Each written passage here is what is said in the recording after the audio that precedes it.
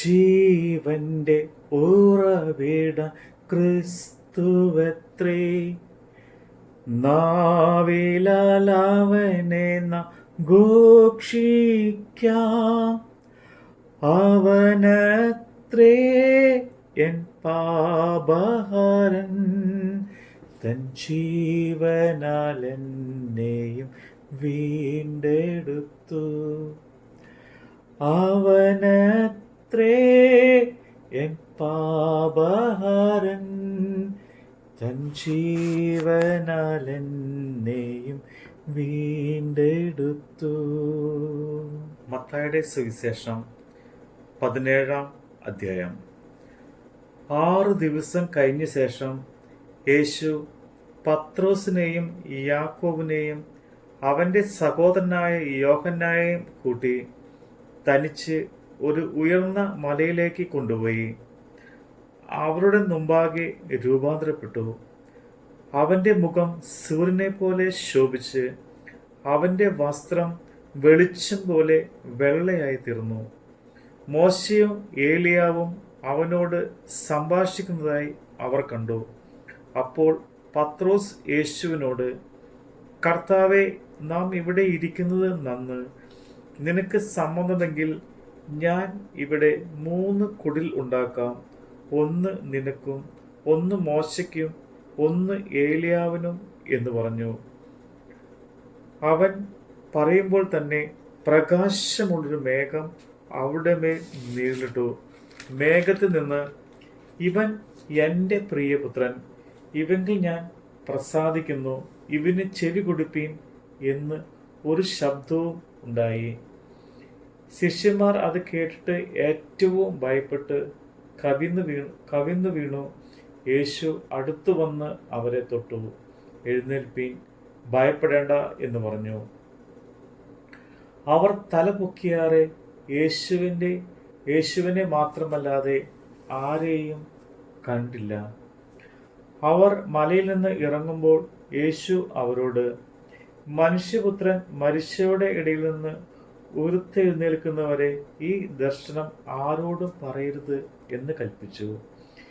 ശിഷ്യന്മാർ അവനോട്, എന്നാൽ ഏലിയാവ് മുമ്പേ വരേണ്ടതിന് എന്ന് ശാസ്ത്രിമാർ പറയുന്നത് എന്ത് എന്ന് ചോദിച്ചു. അതിന് അവൻ, ഏലിയാവ് വന്നു സകലവും യഥാസ്ഥാനത്താക്കും സത്യം.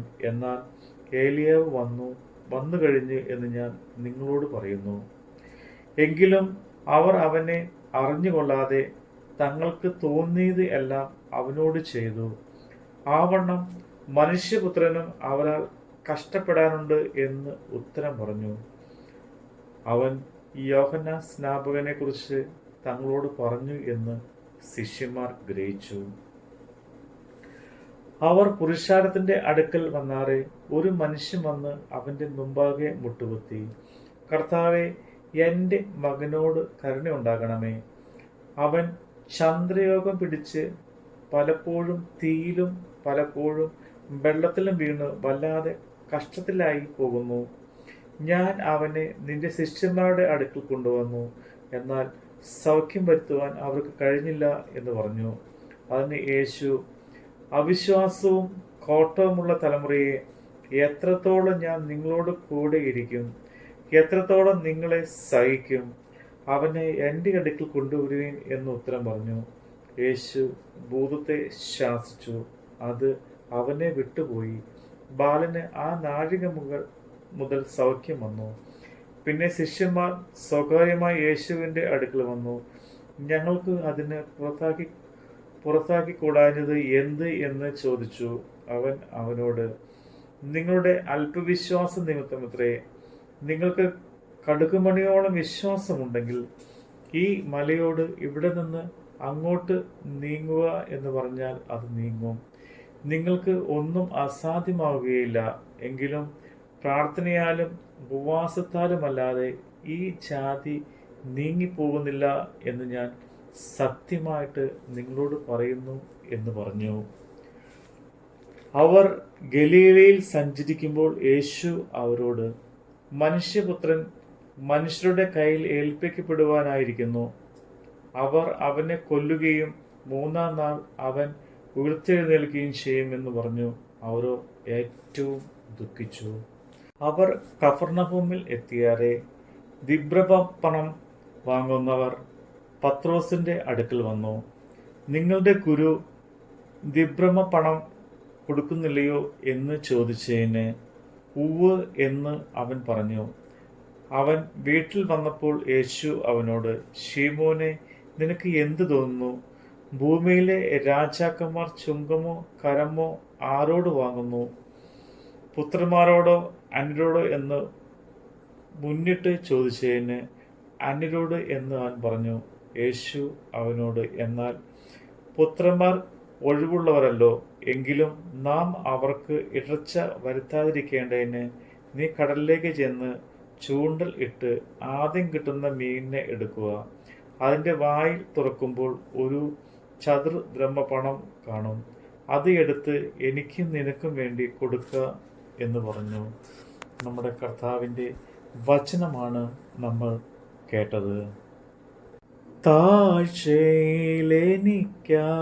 തണലേകി, താങ്ങി എന്നെ വീഴ്ചയിൽ വഴി നടത്തി, തുടച്ചെന്റെ കണ്ണുനീർ പൊൻകരത്താൽ,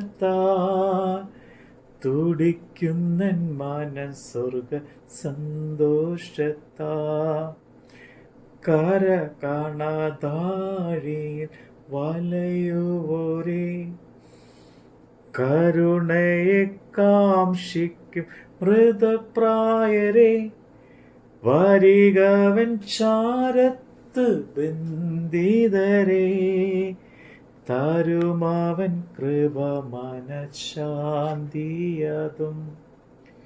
ജീവന്റെ ഉറവിട ക്രിസ്തുവത്രേ, നാവിലാലവനെ ഘോഷിക്കാം, അവനത്രേ എൻ പാപഹരൻ, തൻ ജീവനാലെന്നെയും വീണ്ടെടുത്തു, തൻ ജീവനാൽ എന്നെയും വീണ്ടെടുത്തു.